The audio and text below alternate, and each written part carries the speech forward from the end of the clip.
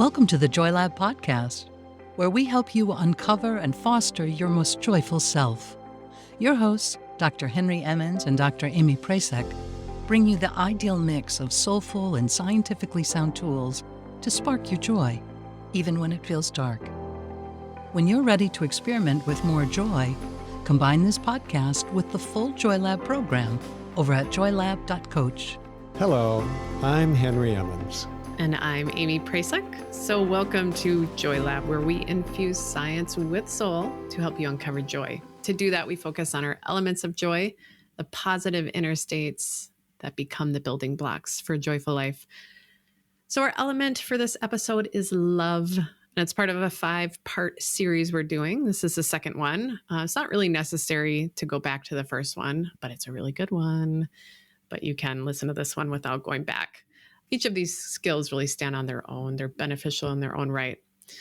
So the second skill is learning to see the innocence in others. So can you define this one for us, Henry? Sure. So big picture, this really gets to the heart of the illusion of separation. We're not as different from one another as we think. No matter where we're from or how educated we are, we're really not that different. No matter the color of our skin or the religion we follow, we're not really that different. You know, even our politics, which have become such a dividing point, don't change the fact that our being human means that we are so much more alike than we are different. But this idea, this concept of seeing the innocence in others goes even deeper than that. Not only do we have so much in common, but we are also profoundly connected with one another, so much more than we realize. So that's kind of the big picture, that we are not as separate as we think. But at a more practical level, seeing the innocence in others means really seeing them, no matter how they are acting in that moment. Seeing their essence, looking past their flaws, even when they do things that piss us off. Try to see beyond their actions. Yeah. It's okay to get mad, but try to see what is underlying their behavior. So this does not mean that their actions don't have consequences, by the way, or that they should not be held to account. But, you know, think about how you would respond, Amy, to your 4-year-old when she acts out. She might have consequences, but you don't conclude that she is a bad person. You know, maybe she's angry or she needs something, but doesn't know how to ask for it. Maybe doesn't even really know that she needs it. And as adults, you know, we're not really that different. And at any given time, I believe that people are doing the best that they can. It might not look like it, but they are. I love that example. It holds for my dogs too. I'll give them the benefit of the doubt all day long. I know they're trying their best. 2 quotes come up for me, really based on your illustration, Henry. They're both from Sister Helen Prejean, an activist and a nun, and she's also the author of Dead Man Walking. The first is that a person is more than the worst thing he has ever done. And the second quote is, I watch what I'm doing to see what I believe. So first, just imagine if the worst thing you've done was how everybody defined you, right? I've done crappy things just like everybody else has. That would be terrible. But we often do that, I think. I know I have just that little sliver of an example of a behavior, and then I let that run. my definition for somebody. And that second quote, I watch what I'm doing to see what I believe. That reminds me how much of a winding journey it is from our beliefs to our actions. And it's really common to hop on the wrong road and not even know it. We want to walk our talk, but it's really easy to get tripped up. It takes work, a lot of mindful self-acceptance, like we talked about last episode, to stay on the right path. Actually gets me thinking more about something that gets tricky here, I think, which is thinking that we're seeing the innocence of others when we're actually just looking down on someone. And I think it can be really easy to fall into that, to think, oh, that person or that group doesn't agree with me because they're too dumb. I'm totally boiling it down to the core thought there, but that's what we're thinking. I know I have. We believe that we've got the one and only answer. And those who don't agree are missing something. They're broken in some way. They've been gaslit. They're uneducated. They're evil. We can jump to some pretty big conclusions. We got into this quite a bit in episode 16 when we talked about intellectual humility and really how epically destructive that type of thinking can be. And what's interesting is, we feel sorry for them, and it can feel like compassion or empathy a bit. It's this like slippery little experience. But really, I think we're just sort of inflating our own ego. We're trying to build a new cult. Again, I'm absolutely speaking from experience, not from building a cult, but falling into this thinking that, I'm being compassionate or empathetic. But really, I'm just trying to sort of build up my own ego. So I think the key is here, when we see the innocence of others, we really start to see, like you said, Henry, that we're all here, we're trying to do our best, and we all fail, and we're all bad at stuff, but we're all so good at some other stuff. But with sort of being open to seeing the innocence of others, we kind of have to see our own innocence too, I think. Yes, in our most recent podcast, we talked about why it's helpful to learn to love yourself first. Now we're suggesting that you see the goodness in others, which is really just kind of the flip side of the same coin. Right. So your point about not looking down on others, I think, is a really good reminder that how we look at others is also how we look at ourselves, and vice versa. It just goes both ways. So let's suspend judgment on others and also suspend judgment on ourselves. It's hard sometimes to see the goodness in others when they're acting like jerks. Right. But if we can hold off from judging them for even a moment, we might create an opening in ourselves. So we don't have to accept their actions. We don't even have to agree with their point of view. We just want to create a little opening in the barriers that exist between us. Those barriers are artificial anyway. We created them.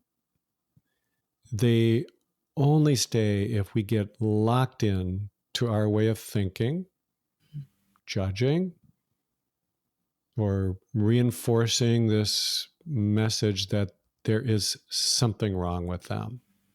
Right. There's something that's helped me here, and it's kind of like an overly complex psychological construct of study, but in reality, it's one of those like slaps on the faces of obviousness, but it's called theory of mind.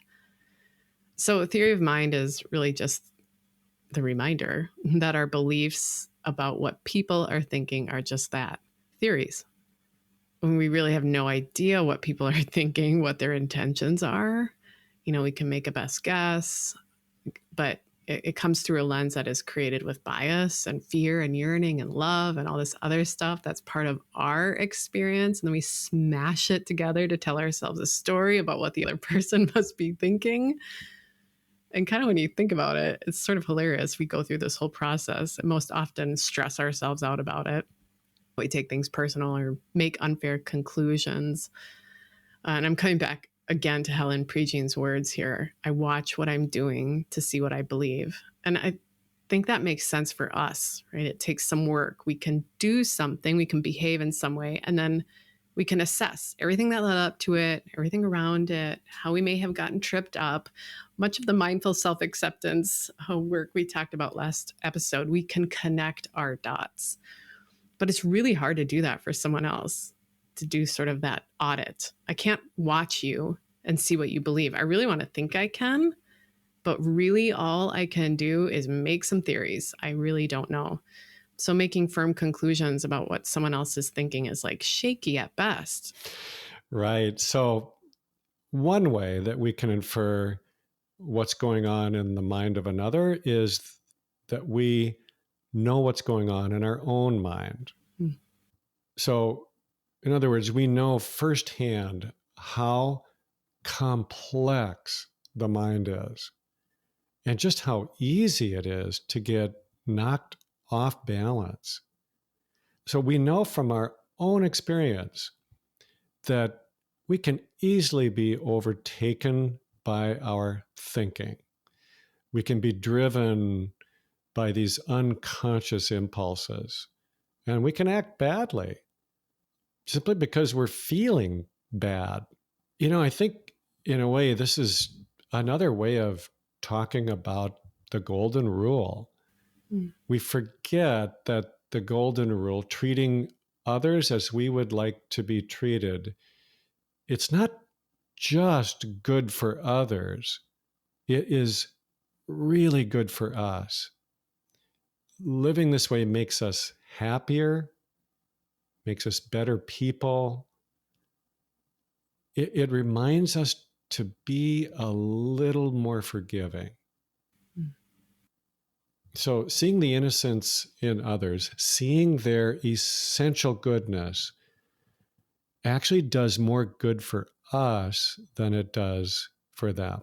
Right.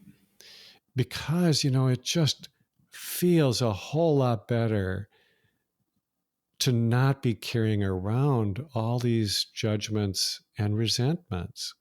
Yeah, those are heavy, right? So to shake them loose.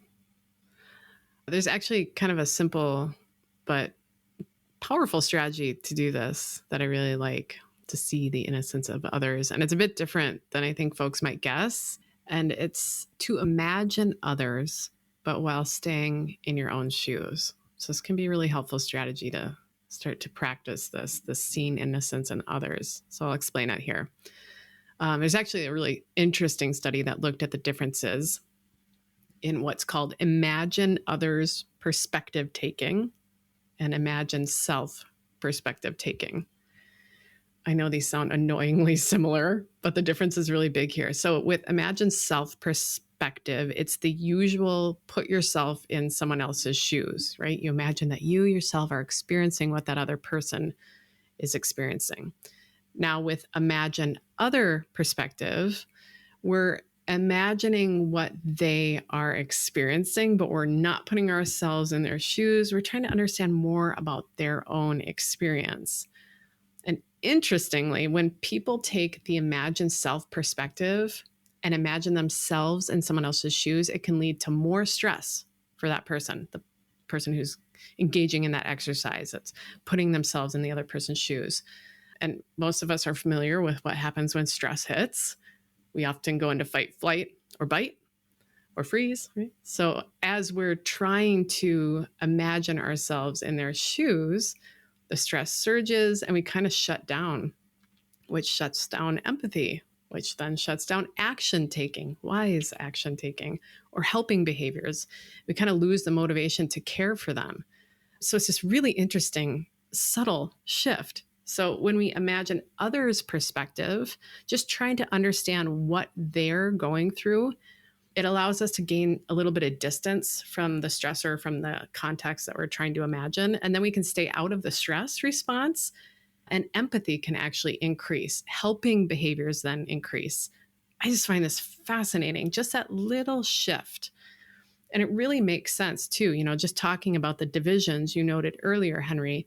I mean, how often have I said, God, if I was in their situation, I would be doing this and that, sort of inflating my own good decision making. And it's easy to pretend that I do better, that we do better, because we don't want to feel uncomfortable with how we might respond in a similar way, or in a way that might be ideal, or to be, burdened by the stressors that individual might be actually burdened by. But when you try to imagine someone else dealing with their own set of circumstances, you can more easily see, yeah, I get it. Or, geez, that's hard. So I love the suggestion from this study that was directed to speaking with kids, but it works for us adults too. And it was this: the authors noted, instead of saying, how would you feel if that were done to you?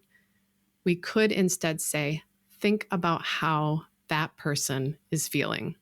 Yeah, I like that exercise. Yeah. I think it reinforces this idea that we're just not really so separate from each other. Yeah. So one of my role models is the author and educator Parker Palmer. And in 2011, he published a book called Healing the Heart of Democracy. I can't help but note that this came out 11 years ago, and yet in so many ways it's addressing the deep political divisions that we're seeing so rampant today. So in this book, he identifies 5 core principles that he calls habits of the heart. Parker believes that these are essential to democracy. And I think they're also keys to a joyful life. So I'm not going to go through all of them right now, but I want to mention a couple because I think they're really related to this topic. So his first habit of the heart is this: an understanding that we are all in this together. Just think about that, an understanding that we are all in this together. He talks about the illusions of individualism and national superiority and points out this obvious fact about how interconnected we all are actually. So we are interconnected not only within our own borders, but globally, and indeed with all other species. So Parker writes, we must embrace the simple fact that we are dependent on and accountable to one another. And that includes the stranger. So the second habit of the heart is this: an appreciation of the value of otherness. He's acknowledging that while we're all in this together, we spend most of our lives in one sort of tribe or another, really. We kind of divide ourselves up and gather together with like-minded people or similarly educated people or what have you. And one way the human mind tricks us is to believe that this is all about us versus them. And does that ever resonate right now? So Parker suggests that inviting strangers into our lives makes our lives better, more expansive. It can make us greater than we were before. So, let's be honest, we do see and feel divisions among people. We have been training in that for most of our lives.